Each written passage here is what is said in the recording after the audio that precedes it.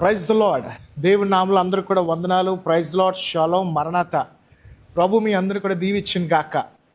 క్రిస్టమస్లో అందరూ కూడా అడుగు పెట్టాం. డిసెంబర్ 1 నుంచి క్రైస్తవులందరికీ కూడా అద్భుతమైన పండగ. మరి దేవుని యొక్క మహాకృప ఇంకొక వారంలో మనం అందరూ కూడా క్రిస్టమస్ జరుపుకోబోతున్నాం. ఆ దేవుని యొక్క కృప యూనివర్సల్ ఫెస్టివల్ అంటారు. అంటే ప్రపంచవ్యాప్తంగా క్రిస్టమస్ని అందరూ కూడా జరుపుకుంటూ ఉంటారు. మతాలేమి కులాలేమి అందరూ కూడా యేసుప్రభు యొక్క జననాన్ని స్మరించుకుంటూ ప్రతి ఒక్కరు కూడా దేవునిలో ఆనందిస్తూ ఉంటారు. క్రిస్టమస్ అనగా క్రీస్తుని ఆరాధించుట. చాలామంది కూడా క్రిస్టమస్ అంటే ఏటేటో అనుకుంటూ ఉంటారు. గమనించండి, క్రిస్టమస్ అంటే క్రీస్తుని మనం ఆరాధన చేయాలి, క్రీస్తుని మనందరూ కూడా ఘనపరచాలి. పిండి వంటలు చేసేసుకున్నారా? ఇంట్లో చక్కగా ట్రీ పెట్టారా? స్టార్స్ పెట్టారా? సీరియల్ సెట్లు పెట్టుకున్నారా? చక్కగా మీరు క్రిస్టమస్ పండుగను అద్భుతంగా జరుపుకోండి. దీని ద్వారా ప్రపంచానికి అనగా దీని ద్వారా మీ చుట్టుపక్కల వాళ్ళందరూ కూడా ఒక సువార్తను ప్రకటన చేయండి. కేక్ ఇస్తూ మా యేసుప్రభు పుట్టాడండి, లోక రక్షకుడు అని చెప్పి ఒక చిన్న మాటగా సువార్త ప్రకటిస్తే అది ఎంతో దీవెనకరంగా ఉంటుంది, అది ఎంతో ఆశీర్వాదకరంగా సర్వలోకానికి యొక్క సువార్త వెళుతుంది. ఈరోజు మీ అందరికీ కూడా క్లుప్త వర్తమానం క్రిస్టమస్ సందేశాన్ని మీ అందరితో మాట్లాడడానికి ఇష్టపడుతున్నాను. జాగ్రత్తగా వింటారా? జాగ్రత్తగా దేవుని వాక్యాన్ని ఆలకిస్తారా? దానికంటే ముందు మీ అందరితో చిన్న ప్రార్థన చేస్తాను. దయచేసి నాతో ఏకీవించండి. మహాపరిశుద్ధుడా మా గొప్ప తండ్రి యేసయ్య, నీ మాటలు ఇప్పుడు ఆలకిస్తుండగా మాతో మీరు మాట్లాడండి ప్రభువా.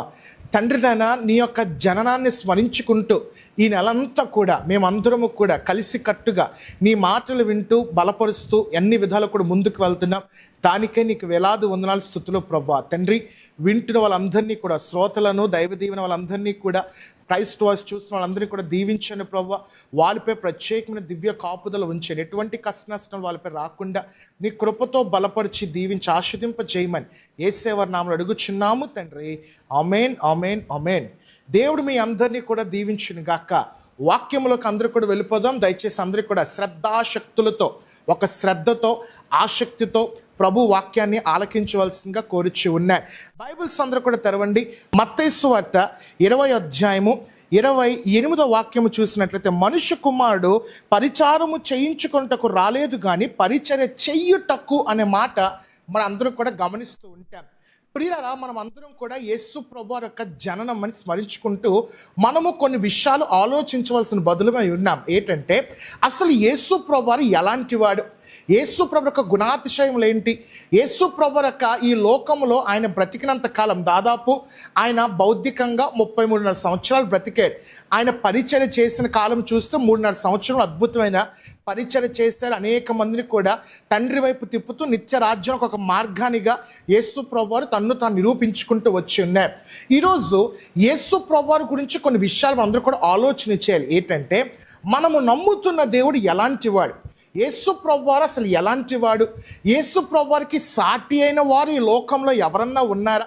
యేసు ప్రభువారికి ఆయనతో సరి సమానులు కానీ, ఆయనకు మించి కానీ, లేకపోతే ఆయన పోలి కానీ ఎవరన్నా కూడా కనబడుతున్నారా? గమనించండి, చాలా మంది కూడా లోకంలో ఒక మాట చెప్పేస్తుంటారు. ఏంటంటే, నేను యేసు ప్రభు వాళ్ళ లాంటి వాడిని, నేను యేసయ్య లాంటి వాడిని, సాక్షాత్తు యేసు ప్రభులా జీవించిన వాడిని, లేకపోతే నేను దేవుడిని, నేను ఎలాంటి వాడిని అని చెప్పి చాలామంది కూడా వాళ్ళంతటి వాళ్ళు చూపించుకుంటూ ఉంటారు. గమనించండి, యేసు ప్రభు వారికి సరి సమానముగా కానీ, యేసు ప్రభు వారికి మించి కానీ, యేసు ప్రభు వారు లాగా ఉండామని కానీ సాటి అయిన వారు ఈ లోకంలో ఎక్కడ కూడా భూ ప్రపంచంలో పుట్టలేదు.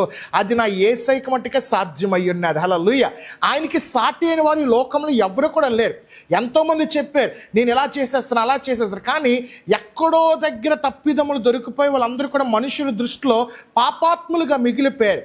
చాలామంది కూడా మనుషులు దేవుళ్ళుగా అనబడిన వారి లోకంలోకి వచ్చి ఒక రకంగా వాళ్ళ జీవితాలు ఎంత భ్రష్టత్వంలో కంటే వాళ్ళ జీవితాలు చూసి మాదిరికరంగా లేదు. కానీ బాబు, ఇలాంటి మనుషులు మటుకు ఉండకూడదురా బాబు అనే రీతిగా చాలామంది కూడా మనుషులు దేవులుగా పిలవబడిన వారు వాళ్ళ జీవితాలు అందరూ కూడా చూస్తూ ఉంటాం. గమనించండి, ఈరోజు మనం అందరము కూడా ఒక విషయాన్ని అందరూ కూడా ఆలోచన చెయ్యాలి. దేవుడు అసలు ఎలాంటి వాడు? దావీదు కీర్తన రాశారు. అది కూడా చూపిస్తాను. 18వ కీర్తన 31వ వాక్యము చూసినట్లయితే, యెహోవా తప్ప దేవుడేడి, మన దేవుడు తప్ప ఆశ్రయదుర్గమేది, యెహోవా తప్ప దేవుడు ఏడి అని చెప్పి దావీదు కీర్తన రాశాడు. ఇదే మాట, ఇదే వచనము 2 సమూయేలు గ్రంథం 22వ అధ్యాయం 32వ వాక్యంలో కాపీ పేస్ట్ కనబడతాయి. దావీదు ఆ మాట ఎందుకు చెప్పగలిగాడు? దావీదు వెళ్ళిన పరిస్థితులు అన్నీ కూడా మీ అందరికీ తెలిసినవే. కష్టాలు ఎదుర్కొన్నాడు, చిన్నప్పటి నుంచి తల్లి దూరం అయిపోయింది, తండ్రి తృణీకరించాడు, అన్నలు పెద్దగా పట్టించుకునేవారు కాదు, అరణ్యంలో పెరిగాడు, గొలియాతుని చంపాడు. గొలియాతుని చంపిన తర్వాత సౌలు రాజు ఈర్ష్యతో దావీదుని ఎంత చంపుదామని ప్రయత్నం చేసిన మీ అందరికీ తెలిసిందే. అతి కష్టం మీద దేవుని యొక్క కృప చేత, దేవుని యొక్క తోడు చేత దావీదు సింహాసనాన్ని అధిరోహించగలిగాడు. గమనించండి, ఇంత కార్యము జరిగిన తర్వాత దావీదు దేవునికి చెప్తున్న మాట ఏంటంటే, ప్రభువా నీవు తప్ప దేవుడేడి, నువ్వుగా నాకు ఆశ్రయం ఉండకపోతే నేను ఎప్పుడో నాశనం అయిపోదును, నేను ఎప్పుడో మంట కలిసిపోదును, నేను ఎప్పుడో సౌలు చేతికి చిక్కుపోదును. కానీ నువ్వు నాకు ఆశ్రయం ఉన్నందువలన, నువ్వు నాకు తోడుగా ఉన్నందువలన ఆయన చెప్పుతున్న మాట ఏంటంటే, నీవు తప్ప దేవుడు ఎవరున్నారయ్యా అని చెప్పి అద్భుతమైన కీర్తన దావీదు రాసుకుంటూ వచ్చిన్నాడు. ఈరోజు నా ప్రియ దైవ జనాంగమా, ఈ వాక్యం వింటున్న వాళ్ళందరికీ కూడా, చూస్తున్న వాళ్ళందరూ కూడా నేను చెప్పదలుచుకున్న మాట ఏంటంటే, ఈరోజు చెప్పదలుచుకున్న వాక్యం ఏంటంటే, సాటి అయినవాడు. అనగా దేవుడు ఏ విషయంలో సాటి అయినవాడు. ఈ భూప్రపంచంలో చాలా మంది కూడా దేవుళ్ళు అని చెప్పుతున్నారు, మనుషులు దేవుళ్ళు అని చెప్తున్నారు. గమనించండి, మీరు ఎవరైతే ఒక దేవుడిగా కొలుస్తున్నారు, ఒక దేవుడిగా మనుషులు చూస్తున్నారు, ఒక దేవుడిగా ఒక రూపాన్ని చూస్తున్నారో, ఆ దేవుడికి కొన్ని లక్షణాలు ఉండాలి. అవేంటో దినమును మీ అందరికీ నేను బోధిస్తాను, జాగ్రత్తగా ఆలకించవలసిందిగా కోరిచి ఉన్నాను. మొట్టమొదటిగా చూసేద్దామా, మన దేవుడు ఏ విషయంలో సాటి అయిన వాడని చూసినట్లయితే, రాజుల మొదటి గ్రంథము 8వ అధ్యాయము 23వ వాక్యము చదువుకుందాం. చూడండి, రాజుల మొదటి గ్రంథము 8వ అధ్యాయము 23వ వాక్యం. యెహోవా ఇజ్రాయేలు దేవ, పైనున్న ఆకాశమందైనను క్రిందున్న భూమందైనను నీ వంటి దేవుడు ఒక్కడునూ లేడు. పూర్ణ మనసుతోనూ నీ దృష్టికి అనుకూలముగా నడుచు నీ దాసుల విషయమై, ఈ మాట గమనించే, నీవు నిబంధనను నెరవేర్చు కనికరము చూపుచు ఉండువాడువై ఉన్నావు. ఇక్కడ మాట మీ అందరూ కూడా అర్థమైంది కదా, నిబంధన నెరవేర్చు దేవుడు. దేవుడు మొట్టమొదటిగా ఏ విషయంలో సాటి అయిన వాడు అనే విషయం మనందరూ కూడా ఆలోచన చేయగలిగితే, నిబంధన నెరవేర్చుటలో దేవుడు సాటి అయిన వాడు. హల్లెలూయా. మాట ఇచ్చాడండి దేవుడు, నీకు ఇది చేస్తానని చెప్పి దేవుడు వాగ్దానం ఇస్తే, ఆ వాగ్దానము ఖచ్చితంగా తన అనుకూలమైన సమయమున తన యొక్క కార్యము జరిగినంత వరకు దేవుడు ఎప్పుడు కూడా నీ జీవితాన్ని చూస్తూ ఉంటాడు. మనం ఈ లోకంలో చాలామంది కూడా పొలిటీషియన్స్ చూస్తూ ఉంటాం, వాళ్ళు ఎలక్షన్ క్యాంపెయిన్స్ చేస్తూ ఉంటారు. ఎలక్షన్స్ క్యాంపెయిన్స్ చేసినప్పుడు చాలామంది కూడా గాల్లో మేడలు కట్టేస్తుంటాను, నేను అధికారంలోకి వస్తే ఈ పని చేసేస్తాను, ఆ పని చేసేస్తాను, ఆ వార్డు వాళ్ళకి ఎలా చేస్తాను, ఈ నియోజకవర్గానికి ఎలా చేస్తాను, దేశానికి ఎలా చేస్తానని చెప్పి చాలామంది రాజకీయ నాయకులు అబద్ధపు హామీలు ఇస్తూ ఉంటారు. ఆ మాటలు నెరవేరుతాయి లేవో నాకైతే తెలియదు, కానీ ఆ వాగ్దానాలు ఇచ్చినవి జరుగుతాయి లేదో నాకైతే తెలియదు. కానీ ప్రభు ఇక్కడ ఏ విషయంలో సాటి అయిన వాడని చెప్పి మొట్టమొదటిగా చూసినట్లయితే, ఆయన నిబంధన నెరవేర్చుటలో సాటి అయిన వాడు. ప్రభు వాగ్దానాలు ఇచ్చాడా? ఈ సంవత్సరం అందరికీ కూడా మీ వాగ్దానాలు గుర్తున్నాయా? మీరు అందరూ కూడా 31st నైటో జనవరి 1స్ట్కో మందిరాలకు వెళ్ళి ఏదైతే వాగ్దానము తీశారో ఆ వాగ్దానం ఇంకా జరగలేదు పాస్ట్ గారు అని చెప్పి చాలామంది కూడా బాధపడిపోతున్నారు. గమనించండి, ఒక విషయాన్ని గుర్తుపెట్టుకోండి, వాగ్దానం ఇచ్చిన దేవుడు నమ్మదగిన దేవుడు. ఆయన ఇచ్చాడంటే ఖచ్చితంగా చేస్తాడు, ఆయన ఇచ్చాడంటే ఖచ్చితంగా దాన్ని జరిగిస్తాడు. కనుక నువ్వు ఒకటే విశ్వాసంతో ఉండాలి, ఏంటంటే ప్రభు ఖచ్చితంగా చేయగలడు. డిపెండ్ ఆన్ గాడ్స్ టైమింగ్, అనగా దేవుని యొక్క సమయము పైనే మీరు అందరూ కూడా ఆధారపడండి. ఏంటి నాకు సమయం రావట్లేదు, ఏంటి నాకు ఇంకా జరగట్లేదు, ఏంటి నా వాగ్దానం ఇంకా అవ్వట్లేదు అని చెప్పి దయచేసి నీరసించిపోయి సమస్యలు పోయి దేవుని దూషిస్తూ మీ బ్రతుకులను దూషిస్తూ దయచేసి అలాగ వెళ్ళిపోవద్దు. దేవుడు ఖచ్చితంగా నిబంధన నెరవేర్చుతూ ఉంటాడు. దేవుడు ఖచ్చితంగా నిబంధన నెరవేర్చి నీ జీవితాన్ని మార్పులోకి పట్టుకుని వెళ్తారు. కొంతమంది చూడండి, వాళ్ళ జీవితాలు బాగోపోతే వాళ్ళు చెప్పే మాట ఏంటంటే, నా కర్మ ఎలాగుందిరా, నా రాత ఎలాగుందిరా, నా తలరాత ఇలాగుందిరా, దాని తలరాత అలాగుందిరా, ఆడి తలరాత ఇలాగుందిరా అని చెప్పి తలరాత నమ్మకాల కోసం లేకపోతే ఆ కర్మ కోసం మాట్లాడతారు. గమనించండి, కర్మ కాదు, రాతలు కాదు, లేకపోతే నుదుటి రాతలు కాదు, ఏమి కాదు. ఇక్కడ మనం నమ్మవలసిన ఒకే ఒక విషయం ఏంటంటే ఆయన వాగ్దానం ఇచ్చిన వాడు నమ్మదగిన వాడు, అది ఆయన నెరవేరుస్తారని చెప్పి విశ్వాసము కలిగి ఉంటే ఖచ్చితంగా దేవుడు అద్భుతం చేస్తాడు. మొట్టమొదటిగా ఏ విషయంలో ప్రభు సాటి అయిన వాడిని చూసినట్లయితే నిబంధన నెరవేర్చుటలో దేవుడు సాటి అయిన వాడు. రెండోదిగా ఏ విషయంలో దేవుడు సాటి అయిన వాడు రెండోదిగా కూడా చూసేద్దామా? దయచేసి బైబిల్స్ తెరవండి. సమూయేలు మొదటి గ్రంథము 2వ అధ్యాయము 2వ వాక్యము చదువుకుందాం. సమూయేలు మొదటి గ్రంథము 2వ అధ్యాయము 2వ వాక్యం. యెహోవా వంటి పరిశుద్ధ దేవుడు ఒక్కడునూ లేడు, నీవు తప్ప మరి ఏ దేవుడు లేడన్న దేవుని వంటి ఆశ్రయ దుర్గం ఏదియూ లేదు. హన్నాకి దేవుడు ఒక నిందను తొలగించిన తర్వాత హన్న ఎప్పుడైతే తన యొక్క కుమారుడైన సమూయేలుని తీసుకెళ్ళి ఆ మందిరములు విడిచిపెట్టిన తర్వాత దేవునికి కృతజ్ఞతాస్తుతులతో ఒక పాట పాడింది. ఏంటి ఆ పాటలు? అందులో పాడిన రెండో మాట ఏంటంటే, నీ వంటి పరిశుద్ధుడు ఒక్కడునూ లేడు. గమనించండి, రెండోదిగా దేవుడు ఏ విషయంలో సాటి అయిన వాడు చూసినట్లయితే పరిశుద్ధత విషయంలో దేవుడు సాటి అయిన వాడు. ఈ లోకంలో, ఈ యొక్క భూ ప్రపంచంలో మీరు ఏ పుస్తకాలు చూడండి, ఎక్కడో దగ్గర అశ్లీలత కనబడతాయి, ఎక్కడో దగ్గర తప్పిదములు కనబడతాయి. కానీ నా యేసు ప్రభు జీవితాన్ని ఒక్కసారి నెమరు వేసుకోండి, నా యేసు ప్రభు జీవితాన్ని ఒక్కసారి గమనించండి, ఖచ్చితంగా ఏ తప్పు కనబడదు. కానీ ఆయన పరిశుద్ధుడు అని చెప్పి నిర్ధారించబడింది, నిరూపించుకున్నాడు. యేసు ప్రభు చెప్పిన అద్భుతమైన మాట ఏంటి తెలుసా? నాలో పాపం ఉంటే, నాలో నేరం ఉంటే దయచేసి దాన్ని స్థాపించండి, దయచేసి చూపించండి అని చెప్పి ఆయన ధైర్యంగా వాగ్దానానికి దిగాడు. గమనించండి, ఈ భూలోకంలో చాలామంది దేవుళ్ళుగా అనబడిన వారు చాలామంది కూడా పిలుచుకుంటున్నారు. వాళ్ళలో పరిశుద్ధత కనబడుతుందా? కానీ నా యేసులో పరిశుద్ధత కనబడుతుంది. ఒక ఆయన అంటాడు, పాస్టర్ గారు యేసు ప్రభు వారు చాలా మంచోడని అన్నాడు. అవునండి, యేసు ప్రభు వారు మంచోడని చెప్పాను. ఆయన చెప్పిన ఒక ఉదాహరణ ఏంటంటే, యేసు ప్రభు వారు నేరస్థాపన చేయి, నాలో పాపాన్ని వెతికి చూపించడని చెప్పి అన్నాడు కదండి. ఆయన పాపం చేశాడు పాస్టర్ గారు అని చెప్పేసి అన్నాడు. ఏ పాపం చేశారని అన్నాడు? వ్యభిచారంలో పట్టుబడిన ఒక స్త్రీని సద్దుకయ్యులు, శాస్త్రులు, పరిసయ్యులు తీసుకొచ్చి యేసు ప్రభు వారి ముందు నించోబెట్టాడు. ఏంటి సంఘటన చూసినా కనిపిస్తుంది, వ్యభిచారంలో పట్టుబడిన స్త్రీ ఎవరైతే ఉన్నారో ఆమె ఒక్కరితే వ్యభిచారంలో పట్టుబడిందా? ఏ పురుషుడు లేడా అక్కడ? మరి ఆ పురుషుని ఎందుకు తీసుకుని రాలేదు? పురుషుడు బహుశా డబ్బున్నోడు అయ్యి ఉండొచ్చు, అక్కడ ఉన్న వాళ్ళు అందరికన్నా పెద్దోళ్ళు అయ్యి ఉండొచ్చు, దానివల్ల పురుషుని పట్టుకుని రాలే. ఈ అమాయకులను పట్టుకుని తీసుకుని వచ్చేసారు, నించోబెట్టి యేసు ప్రభుని శోధించేద్దాం అని చెప్పి, అయా ధర్మశాస్త్ర ప్రకారంగా బోధకుడు అని చెప్పి ఆ హేళన చేస్తూ ఆ యేసు ప్రభు వారు ఇప్పుడు మోషే నియమించిన ధర్మశాస్త్ర ప్రకారంగా రాళ్లతో కొట్టి చంపేయాలి కదా అంటే, అవునండి రాళ్లతో కొట్టి చంపేయాలి. అయితే యేసు ప్రభు ఇక్కడ పని పెట్టాడు, ఒక ఫిట్టింగ్ పెట్టాడు. ఏంటంటే, ఎవరన్నా మీలో తప్పిదం చేయలేని వారు ఉన్నట్లయితే, నేను ఏ పాపము చేయలేదు, నేను ఏ తప్పు చేయలేదు అన్నవారు ఉన్నట్లయితే దయచేసి ముందుకొచ్చాము, రాళ్ళతో కొట్టి చంపాను అన్నాడు. అసలు ఎవరు కూడా ముందుకు రాలేదు. యేసు ప్రభు తలెత్తి చూసేసరికి ఒక్కడు కూడా కనబడలే.